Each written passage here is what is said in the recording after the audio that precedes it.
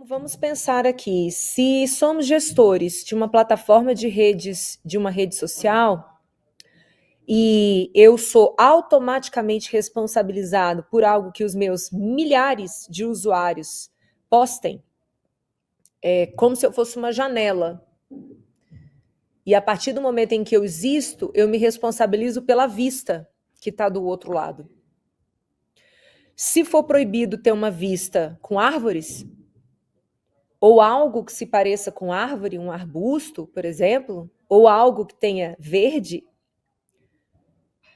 eu vou impedir que exista árvore, que exista verde. Porque esse é o mais seguro para a existência do meu negócio.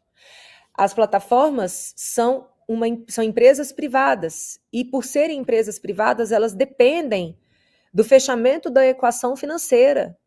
Elas precisam vender mais do que a quantidade de despesas delas. E nesse quesito de despesa, incluímos também custas jurídicas, custo com advogado. Então, a gente pode esperar duas coisas imediatamente. A definição prévia daquilo que pode ser dito ou não, e aí é tão grave essa definição prévia, por quê? Em primeiro lugar, vai contra a Constituição censura prévia. Ninguém pode ser tolhido de falar gratuitamente. A remoção de um conteúdo só poderia ser justificada no caso do cometimento de algum crime, e crime é definido na legislação penal. Então, a definição de uma lista daquilo que pode ser dito ou não configura numa proposta de censura prévia à emissão do conteúdo. Além de ser inconstitucional, tem um grave problema aí. Porque quem vai definir as palavras que podem ser utilizadas, o contexto em que você pode proibir a utilização dessas palavras, tudo isso vai ser decidido por gente contratada pelas empresas.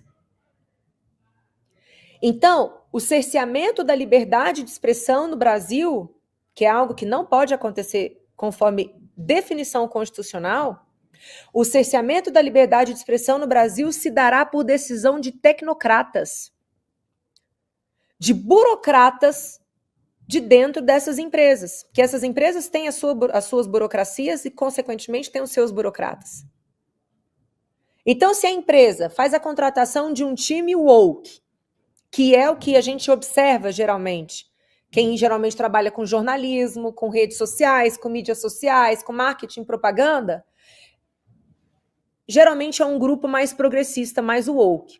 Então, se eu tenho uma maioria formada de woke, eles vão definir que, por exemplo, uma pessoa que se coloque num debate contra o casamento civil de pessoas homossexuais, essa pessoa não vai poder falar isso. E é um debate lícito. É um debate lícito. Assim como é um debate lícito discutir se pode ser obrigatório ou não dar vacina para crianças. Não apenas um debate lícito, mas como um debate necessário. E aí, o que esse burocrata vai fazer? Por segurança, vacina não pode ser utilizado. Passaporte vacinal não pode ser utilizado. Poder familiar não pode ser utilizado. É isso que vai acontecer, gente, por óbvio. Por óbvio. A gente já viu, na realidade, isso acontecer. Todo mundo que tinha rede social na época da pandemia sabe. Você não podia falar uma série de coisas. O próprio algoritmo não te entregava. Imediatamente, o seu conteúdo era removido. A gente viu isso. Quem desmascarou isso, a imposição de uma agenda woke, por exemplo, foi o Musk, quando ele reassumiu o Twitter. Então, será instalado um comitê interno a essas empresas, para que esse comitê, formado sabe-se lá com quem, pessoas com zero legitimidade popular não foram escolhidas, mas essas pessoas farão a modulação do discurso que pode ser entregue nessas plataformas. Na prática, gente, a comunicação do nosso país será modulada, norteada, limitada e definida por essas pessoas. Aí a gente vai entrar num fenômeno que a gente estuda na ciência política que chama espiral do silêncio. A espiral do silêncio acontece quando você coloca que certos assuntos são proibidos, e aí, por serem taxados como proibidos, as pessoas que gostariam de discutir aqueles assuntos e compartilhar determinadas ideias, essas pessoas não podem fazer isso, mas esse assunto, para aquelas que já tinham conhecimento deles, não morre de imediato. Mas aos poucos, à medida em que ele deixa de ser falado, de ser compartilhado, ele acaba morrendo. E aí tem pessoas que podem argumentar no seguinte sentido: ah, mas isso é maravilhoso, imagine, por exemplo, que o nazismo morra. Senhoras e senhores, ignorar a história, deixar de falar sobre um fenômeno histórico, um fenômeno social, é o primeiro passo para que esse fenômeno seja esquecido. E o erro cometido no passado volte a ser cometido no presente. Não é escondendo que a gente evita um problema. Pelo contrário, é colocando luz sobre ele, é entendendo o porquê que foi um problema. Então, independente do assunto, proibir que se fale sobre ele é errado e vai ser ruim. Inclusive para o combate a certas propostas. Então, a censura prévia é uma consequência imediata. A segunda consequência imediata que nós vamos ver é a judicialização. Porque se alguma plataforma que hoje utilizo restringe um conteúdo que eu postei, eu vou judicializar. Eu vou contestar. Por que eu não posso falar? Qual foi a palavra? Baseada em quê? Eu judicializo. E assim como eu, várias outras pessoas o farão. Então vai ser mais uma arena da esfera pública que entra para a judicialização. E hoje, se a gente já tem um judiciário sobrecarregado, se a gente já tem um judiciário, muitas vezes, notadamente o Supremo, que se extrapola, que se avoluma,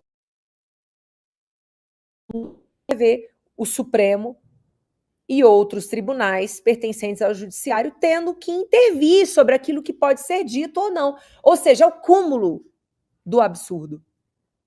Essa decisão não poderia ter sido tomada nunca. E eu ainda não vi o porquê, que em base em qual artigo da Constituição utilizou-se, qual artigo para definir que as plataformas têm que ser responsabilizadas objetivamente sobre o conteúdo dos seus usuários. É tão absurdo como se eu, a partir de agora, dissesse o seguinte: olha, a Volkswagen é responsável por todos os acidentes que os donos de carro Volkswagen tenham provocado. Ou então que a Tramontina seja responsabilizada por todos os acidentes, todas as brigas de faca Tramontina no país. E por aí vai. É uma insanidade, é uma loucura, com o agravante de ser atentatório contra a Constituição que garante liberdade de expressão. Então, gente, é muito triste. Por que estão fazendo isso agora? Já para começar a cercear certos discursos que pré-candidatos podem fazer agora. Que pré-candidatos se fortaleçam para o ano que vem. Porque o pré-candidato ele se fortalece a partir da circulação de seus conteúdos. Então, vai minando a capacidade de construção de pré-candidaturas para minar a chance eleitoral da direita no ano que vem. É isso. Isso foi feito na eleição de 2022. Quem aqui não se recorda que um documentário da Brasil Paralelo sequer pôde ser veiculado? Que ia falar da facada que o Bolsonaro tomou. Curiosamente ou não, ainda tem gente que acredita que o Bolsonaro não tomou a facada, né? Então, existe uma lógica por trás de você proibir a divulgação de certas informações. Então, para concluir, gente, é uma tragédia sem precedentes. E é só o Congresso que pode reagir nesse momento. Meu nome é Lígia Martoni, sou jornalista e preciso falar com você de forma direta. Tem muita coisa acontecendo no país. Decisões polêmicas, censura disfarçada e uma tentativa constante de calar vozes que pensam diferente. Por isso, é mais importante do que nunca ter um jornal sério que questiona, investiga e defende valores como a verdade e a liberdade. O nosso conteúdo só chega até aqui graças aos assinantes. Gente que apoia o jornalismo corajoso e independente. Assine a Gazeta, informe-se com profundidade todos os dias. Clique no link da descrição ou acesse gazetadopovo.com.br/oferta.